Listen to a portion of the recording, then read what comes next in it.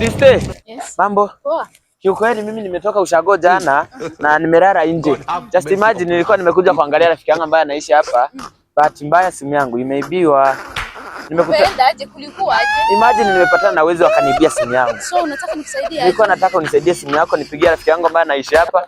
Aweze kukuja kunichukua kwa sababu aliniambia nikifika chini ya hii nyumba nimpigie simu. Kijana mimi nitakuamini aje wakati mimi nimeibiwa masimu mingi? Kiukweli mimi nimetoka ushago jana. Mimi ni mtu wa ushago, siwezi kuibia simu yako. Trust me. Acha tu nikuamini, nikusaidie. Sawa. Kama unabisha kuja usimame hapa uningoje hapa kwa sababu. Hapana, nimeshakuamini hakuna mambo ya kukufuata. Sasa nipigie alafu nirudishie simu na niko na haraka. Sawa. Hello. Ndio nimefika hapa. Niko chini ya hii gorofa. Kwani unioni?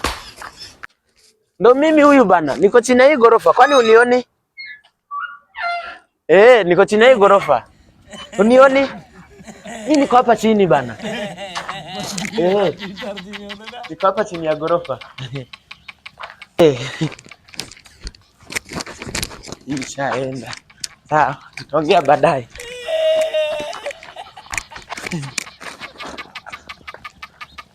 Mjini shule, kuwa na akili, tutawaibia mpaka tutawamaliza. Huyu kijana mbona amekawia hivi? Acha tu nimwangalie asiende na simu yake.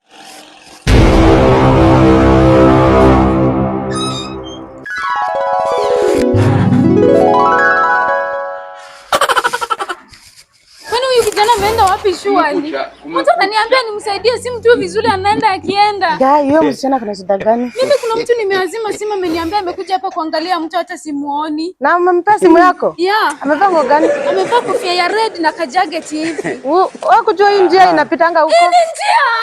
Akipole. Zangu zimeenda mingi na nilikuwa tu nimemwazimu. Goodbye.